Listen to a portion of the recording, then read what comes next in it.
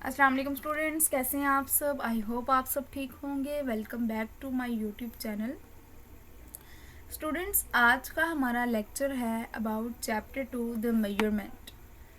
हमारी RAT series में physics के क्लास में आज हम चैप्टर 2 डिस्कस करेंगे, जो कि इसमें हम पढ़ेंगे about measurement, metric system, scientific notation, unit of mass, length and volume and unit convergence.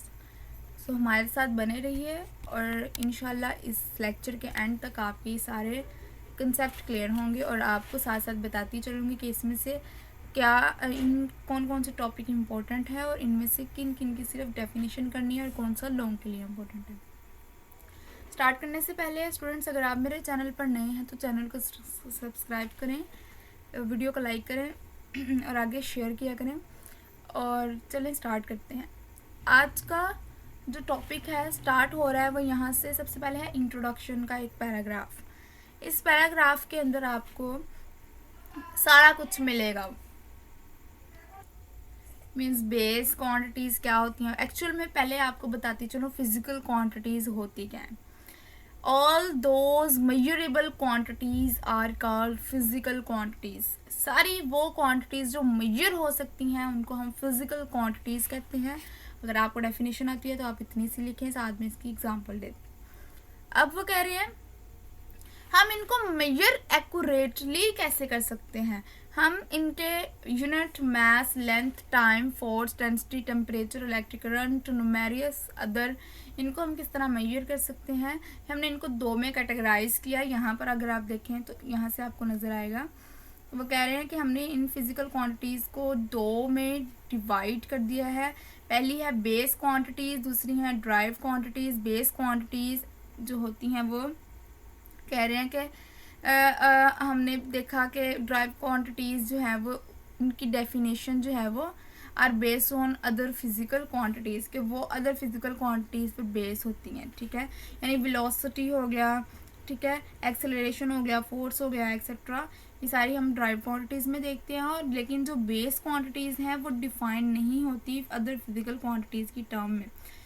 मसलन कहना क्या चाह रहे हैं कि जो फिजिकल क्वांटिटीज़ हैं वो डिफाइंड नहीं होती अदर फिजिकल क्वांटिटीज़ की टर्म्स के अंदर, बट जो ड्राइव क्वांटिटीज़ हैं वो अदर फिजिकल क्वांटिटीज़ की टर्म में डिस्क्राइब हो सकती हैं, होती हैं बल्कि। ओके, तो बेस क्वांटिटीज़ जो है वो minimum number of physical quantities होती हैं। कौन कौन सी होती हैं, उनमें लेंथ, मास, टाइम आ जाता है। ठीक है, और ड्राइव क्वांटिटीज़ में वेलोसिटी, एक्सेलरेशन। अब जो वेलोसिटी है, वेलोसिटी बेस क्वांटिटीज़ की टर्म मीटर पर सेकंड, यानी कि इसमें आ जाता है डिस्टेंस, आ जाता है लेंथ, आ जाती है, ठीक है, टाइम आ जाता है। तो सारा क्या है कि अदर फिजिकल क्वांटिटी से ये ड्राइव होते हैं, लेकिन जो लेंथ है वो लेंथ ही है, अदर के साथ इसका कोई भी कनेक्शन नहीं है। फिर इसके बाद आता है सिस्टम इंटरनेशनल यूनिट। इसमें आपने सिर्फ सिस्टम इंटरनेशनल यूनिट की एक डेफिनेशन है वो करनी है कि 1960 में एक इंटरनेशनल कमेटी एग्री हुई थी एक set of definition and standard पे फिजिकल क्वांटिटीज़ को डिस्क्राइब करने के लिए। ये इसी सिस्टम को हमने कह दिया कि सिस्टम इंटरनेशनल है। इसके अकॉर्डिंग हमने एसआई के अकॉर्डिंग हमने 3 यूनिट बनाए, base unit, supplementary unit and derived units. ठीक है, बेस यूनिट्स क्या हैं, थोड़ा बहुत ऊपर भी हमने पढ़ा, अब नीचे भी हम इसको एक्सप्लेन कर लेते हैं। बेस यूनिट्स क्या हैं, हमारे पास कह रहे हैं 7 बेस यूनिट्स हैं वेरियस फिजिकल क्वांटिटीज़ के लिए, जिनको हम length, mass, time, temperature, electric current, luminous intensity and amount of a substance with specific reference of a number of particles. अब हम कह रहे हैं कि the name of base unit of these physical quantities, और उनके सिंबल को हमने नीचे लिखा हुआ है। एक्चुअल में बेस यूनिट्स हमने ऊपर पढ़ ली हैं। बेस यूनिट्स बेस क्वांटिटीज़ को ही रिप्रेजेंट करते हैं। ठीक है, तो कौन से, लेंथ को मीटर यूनिट है और इसकी एब्रीवेशन मीटर है। मास को किलोग्राम में मेजर करते हैं और केजीज की एब्रीवेशन है। टाइम सेकंड्स में होता है।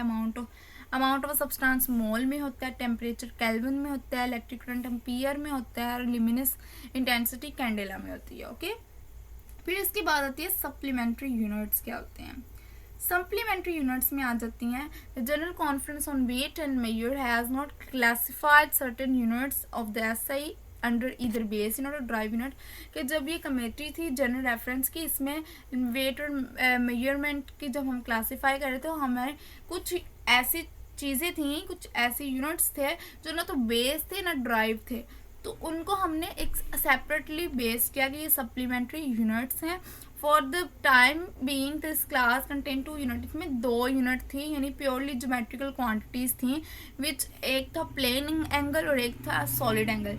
जो प्लेन एंगल था उसका यूनिट रेडियन था और उसको सिंबल RAD रेड से हमने रिप्रेजेंट किया, और जो सॉलिड एंगल था वो स्टीरेडियन उसका यूनिट था और उसका symbol SR। Okay, now physical quantities में चलते हैं। तो रेडियन है क्या एक्चुअल में? रेडियन जो है वो एक एंगल है। द रेडियन जो है ना, ये प्लेन एंगल है। ये देखें यहाँ पर, अगर आप देखेंगे ये प्लेन एंगल है between 2 radii of a circle, ठीक है, जो कि सर्कमफेरेंस पर एक कट लगाती है एक आर्क के साथ, ठीक है, इक्वल लेंथ होती है रेडियस में।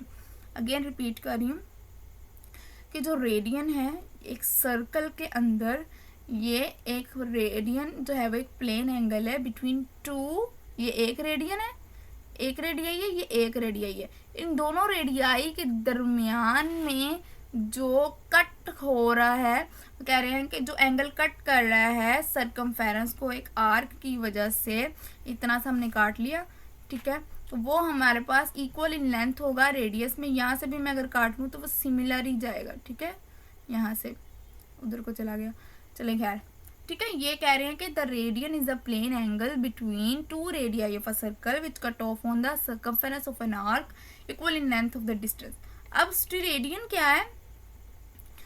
अब यहाँ पर एरिया R स्क्वायर के इक्वल है। अब स्टीरेडियन क्या है? स्टीरेडियन एक सॉलिड एंगल है, ये प्लेन एंगल था, ये भी बात याद रखनी है, ये प्लेन एंगल था, ये सॉलिड एंगल है, यानी 3 डायमेंशनल एंगल होता है, सेंटर ऑफ द स्फीयर में सबटेंडेड होता है, और an area of its surface equal to the surface of radius of the sphere, यानी इसका area radius of the sphere के इक्वल होता है, ठीक है।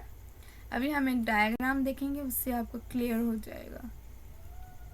1.3b में अगर आप देखें ऊपर, यहाँ पर ये चीज़ अगर आप देखें, ये एंगल स्टीरेडियन है। स्टीरेडियन एंगल में आप देखें कि ये कौन शेप बन रही, क्योंकि ये स्फीयर है, ओके। तो स्फीयर को जब हम सेंटर में ये एंगल है, सॉलिड एंगल, 3 डायमेंशनल एंगल है, जो कि इसका एरिया इक्वल होता है स्क्वायर ऑफ द सरफेस, यानी R स्क्वायर के, ओके। इसके बाद है ड्राइव्ड यूनिट क्या होते हैं, जो हमने पहले भी पढ़े। ड्राइव्ड यूनिट थोड़ा एक्सप्लेन करना चाहूँगी मैं यहाँ। अच्छा जी, ऐसे unit for measuring all of the physical quantities जो सप्लीमेंट्री भी नहीं है, बेस भी नहीं है, उनको हम किस तरह करते हैं। सबसे पहला फ्रीक्वेंसी का नेम हर्ट्ज होता है, इसका सिंपल Hz होता है और इसकी एक्सप्रेशन 1/s होती है, ओके। फिर आती है फोर्स का यूनिट होता है न्यूटन, और इसका यूनिट निकालते कैसे हैं? यूनिट न्यूटन होता है, लेकिन इसका एक्सप्रेशन किलोग्राम मीटर पर सेकंड स्क्वायर होता है। एक्चुअल में फोर्स जो होती है ये होती है m मैस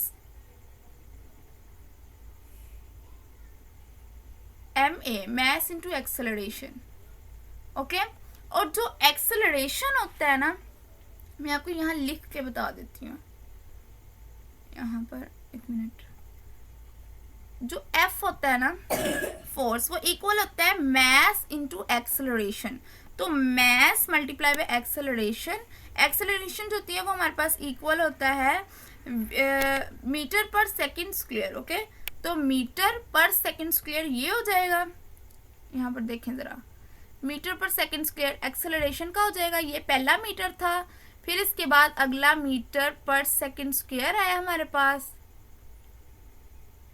ठीक है।